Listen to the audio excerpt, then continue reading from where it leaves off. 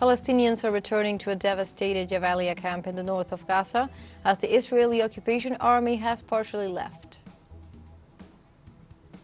According to the World Health Organization and the Pan American Health Organization, an unprecedented epidemic is underway in the American continent as more than 8.1 million cases of dengue fever have been reported so far in 2024.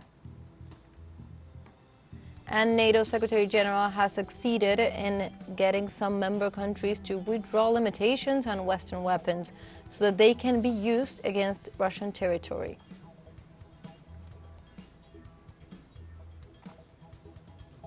Hello and welcome to From the South. My name is Belén de los Santos, and from the teleSUR studios in Havana, Cuba, we begin with the news.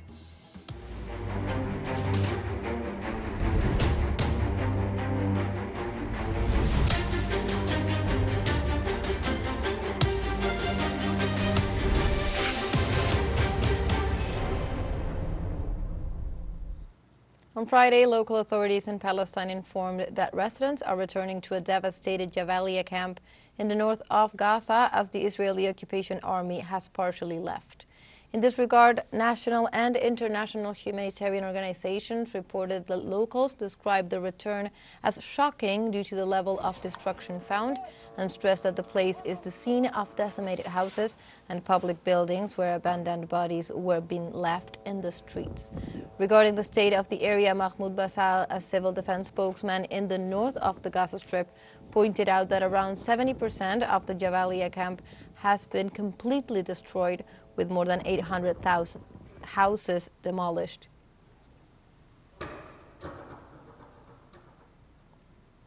And in Palestine, newborns were evacuated from the Emirate Hospital in central Rafah following the Israeli army's invasion of the area. The Palestinian Health Ministry reported that the Israeli regime now controls most of Rafah after several weeks of military siege. Medical staff at the Emirates Hospital added that during the occupation's aggression, multiple pieces of medical equipment were destroyed. Israeli troops are threatening the lives of dozens of children in intensive care, as well as newborns who require specialized care.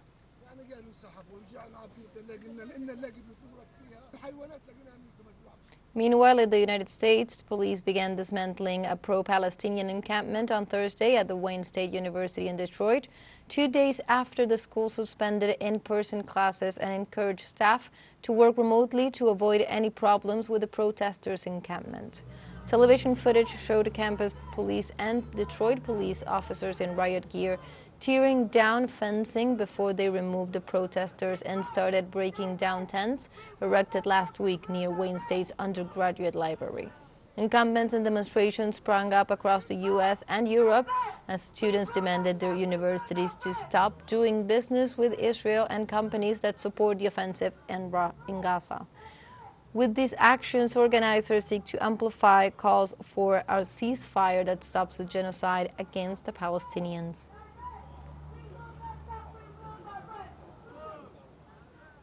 In this context, the government of Slovenia adopted on Thursday the decision to recognize the independence and sovereignty of Palestine. According to the Ministry of Foreign Affairs of the European nation, the process sends a strong signal to other countries to follow the example of Slovenia, Norway, Spain, and Ireland. The message added that the recognition of Palestine reaffirms Slovenia's role in the United Nations Security Council as a promoter of peace and security. The decision also solidifies Slovenia's long-standing position that a lasting resolution to the Middle East conflict can only be achieved through this two-state solution on which there is a broad international consensus.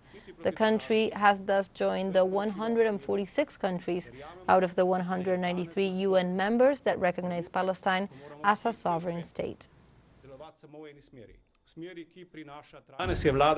Today, the government made a decision to recognize Palestine as an independent and sovereign state within the borders as defined by the United Nations resolutions, within the borders of 1967, or within the borders that will be agreed upon by the parties involved in a future peace agreement. This decision has one message, a message to both sides that we want a cessation of hostilities as soon as possible and that we want the release of the hostage as soon as possible. This message of recognition is not directed at anyone, not even the state of Israel. This is a message of peace. We believe that the moment has come today when we all, the whole world, must act in one direction, the direction that brings lasting peace in the Middle East, that is, in the direction of two states. I expect that in the coming months, the right of the Palestinian people to self-determination will be recognized not only by Western countries. I expect the Arab countries to recognize this same right to Israel, recognition of both, recognition of Palestine on the one hand, recognition of Israel on the other. In other news, on Friday, within the framework of the first day of registration of candidates for the Iranian early presidential elections, 5 candidacies were registered. In this regard, Saeed Jalili, former chief nuclear negotiator and member of the Assembly of Experts, was one of the politicians to be inscribed. Jalili acknowledged the challenge of running for the presidency and invoked the figure of martyr President Ebrahim Raisi. It should be noted that during the first day of registration, more than 30 applicants came to the Interior Ministry, but only 5 met the required conditions. Applicants must be between 40 and 75 years old and have at least a university master's degree, in addition to be approved by the Council of Guardians.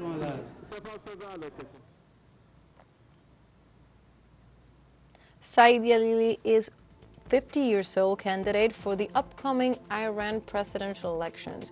He was director of political planning in the office of the leader of the Islamic Revolution, Ayatollah Sayyid Ali Khamenei, in 2001.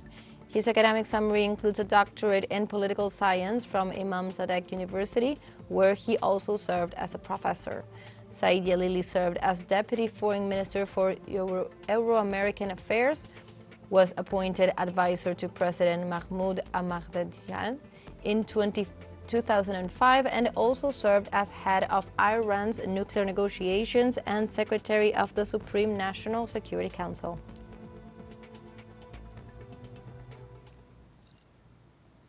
Now let's take a short break, but remember you can join us on TikTok at teleSUR English, where you will find news in different formats, news updates, and much more. Other stories coming up, stay with us.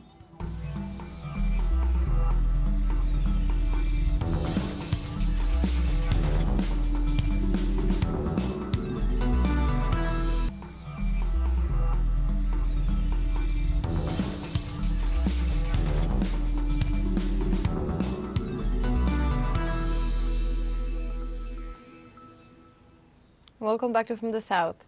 In the American continent, more than 8.1 million cases of dengue fever have been reported so far in 2024, according to the World Health Organization and the Pan American Health Organization, an unprecedented epidemic in the region.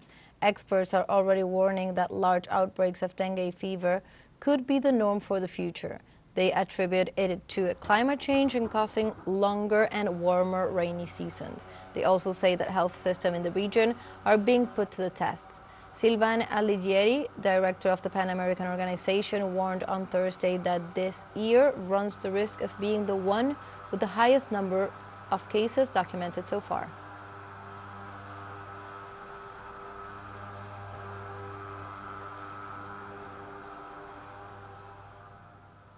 We go now to Argentina, where the government of President Javier Milei, following the intervention of the Argentinian federal justice system, will finally distribute thousands of tons of food it had withheld from the population. The decision comes after a claim made by lawyer Juan Grabois, who warned that over 330,000 kilos of powdered milk were about to spoil. In turn, the judge Sebastián Casanello issued a production order for a detailed report on the situation of the food held by the government in warehouses. The repercussion of the scandal, which caused several priests to go on hunger strike, made the Secretary for Children and Family, Pablo de la Torre, lose his job after the Minister of Human Capital, Sandra Petovelo, ousted him on Thursday. In this context, thousands of Argentinians are suffering due to lack of food.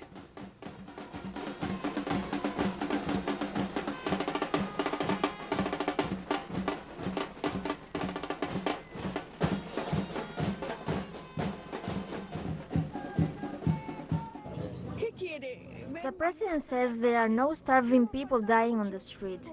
What does he want? He wants to see me dead on the street? It's about to happen. Since I drink mate tea, I'd rather drink mate tea for them to eat. And they eat thanks to the little I can do. My pension is not enough. I get the minimum wage. And well, what shall I do? I don't know what to do anymore. Sometimes I think about going far away and committing suicide, killing myself. I am desperate. I don't know what to do. I need them to give me the goods because it used to save me. I used to go to the grocery store twice a day to pick up the food. In other news, on Thursday, the plenary session of the Peruvian Congress approved the reform for the immediate re-election of mayors and regional governors, but excluded the regional movements from the upcoming elections. This measure, approved with 82 votes in favor, has caused dissatisfaction in regional movements. In this sense, Freddy Braco, president of the Association of Regional Movements, rejected the approval, pointing out that it violates the fundamental right to participate in electoral processes. Braco also stated that 72 leaders of the movements will meet to discuss how to effectively face this issue.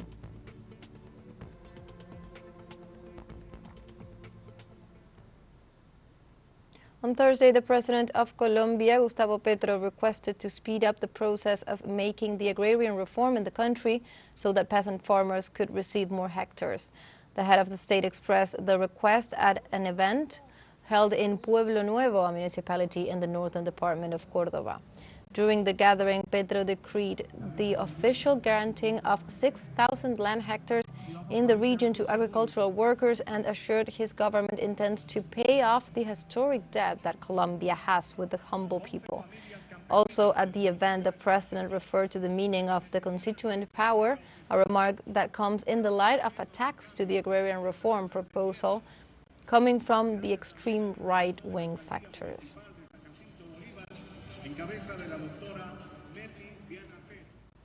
Also on Thursday evening, the defense minister of Colombia, Iván Velázquez, announced security forces prevented an attack in the southwest of the country. A coordinated raid among the National Police, the National Army, and the Air Force coped with a heavy blow to the known FARC dissidents operating in the department of Cauca.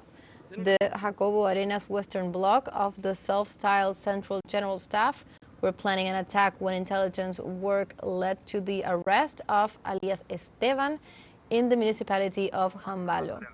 In this instance, it was revealed that the organization had ordered the preparation of 10 cylinders of approximately 600 kilograms of explosives and shrapnel, 8 times bigger than those used in the attack on the cadet school in Santander, which occurred in 2019.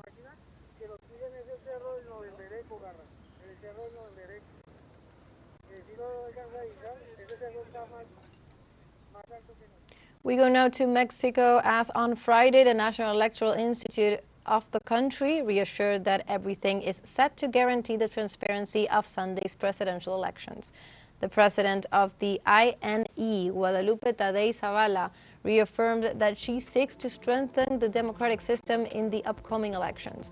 In this regard, Tadei inaugurated the Information Forum for Foreign Visitors, in addition to the Electoral Tribunal of the Federal Judicial Power, institutions that seek to ensure the transparency of the process. This comes in a context where local authorities have highlighted that 1,309 people from the 5 continents were accredited to observe the election day. We have a final short break coming up, but before, we invite you to join our WhatsApp community for our English-speaking audience. You can scan the QR code on screen to join directly and also share the link to reach more people. Constant news coverage of Latin America and the Caribbean, as well as the rest of the world. Stay connected and informed with teleSUR. Final short break, don't go away.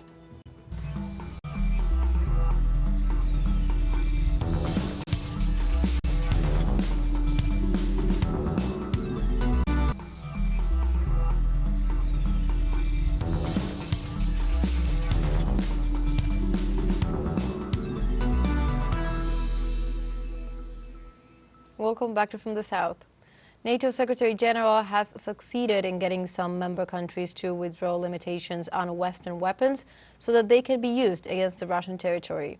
Jens Stoltenberg expressed during a press conference held in Prague this morning that he expects Ukraine to be responsible in its attacks on Russian positions. He also assured that many of the allies of the Atlantic Treaty Organization support Ukraine's right to defend itself and dismissed Moscow's announcements as threats. In this context, Russian Foreign Ministry spokeswoman Maria Zakharova warned that this shows that weapons have been used against targets on Russian soil from the very beginning.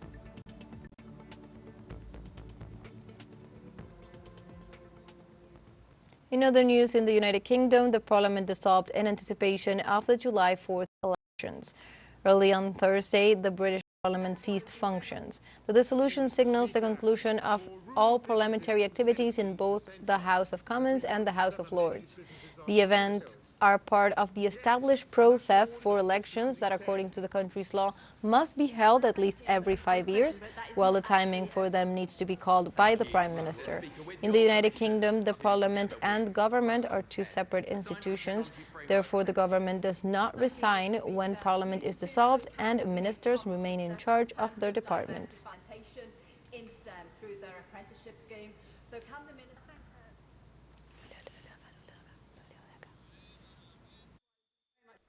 Thank you, Mr. Speaker. For rural businesses, internet activity is essential. As we move into the summer, many of these businesses are tourist sales. Yet, the National Audit Office recently said the Minister. Well, I thank him for his question, but that is not actually a... Thank you, Mr. Speaker. With your permission, together with question 10, the Science and Technology Framework set... In this context, political analysts foresee the elections are poised to potentially bring the Labour Party to power after 14 years of conservative governments that have left the country in the midst of an economic and social crisis. As a result, the United Kingdom reportedly has 4.3 million children in poverty, 2.5 million people who have had to resort to food banks, and 7.5 million who are currently on the waiting list for public health operations. And let's dive into the possible reasons behind the July 4th snap elections. In this sense, Sunak's call is seen as an effort to obtain some electoral leverage as his party faces a decline in opinion polls. Secondly, its flagship project regarding the return of undocumented Rwandan migrants caused backlash and fierce criticism from a population with a high percentage of immigrants. As well, there is a fear of the imminent outcome of the Russia-Ukraine conflict, since the government has helped finance the Ukrainian military. Furthermore, the current Prime Minister has experienced a loss of support after supplying Israel with weapons and thus aiding the regime in its ongoing genocide on the Palestinian people.